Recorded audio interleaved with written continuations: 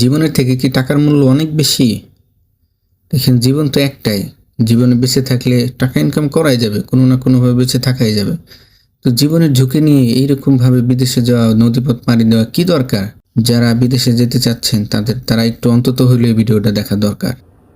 আমার ভোট দিছে, বড় ভোট দেওয়ার কথা, কিন্তু আমরা বড় ভোট শিপ দেওয়ার কথা শিপ দেয় নাই। প্রতারণা করে আমরা হাওয়ার ভোট দিছে।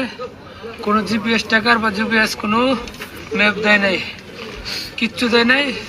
বলছে যে সোজা চলে যাও, এরকম বলে ধাক্কা মানে বাসায় গেছে সোজা চলে যাও। সোজা চলে গিয়ে আমরা কোনো কিনারা পাই নাই।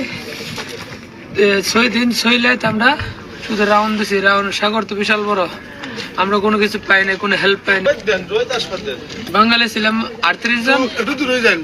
আজিজ দালাল বাড়ি সিলেট, এর ছিল 8 জন। 8 জনের মধ্যে 3 জন বেঁচে আছে, 5 জন মারা গেছে। আর জসিম দালালের ছিল 30 জন। 30 জনের মধ্যে কয়জন বেঁচে আছে সঠিক জানি না। মানে আমরা মোট বাংলা 21 জন বেঁচে আছি। 38 জন, 38 জনের মধ্যে 18 জন মারা গেছে, আর বাকি লোক বেঁচে আছি। আমরা বাকি লোক বেঁচে আছি।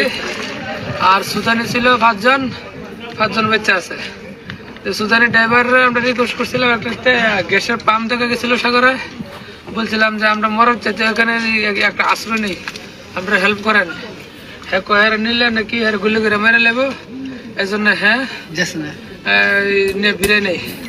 আরো বিভিন্ন অনেক শিপ পাইছি, শিপের পিছিয়ে আমরা দৌড়ছি, কেউ হেল্প করে নেই। আমরা 26 তারিখ রাত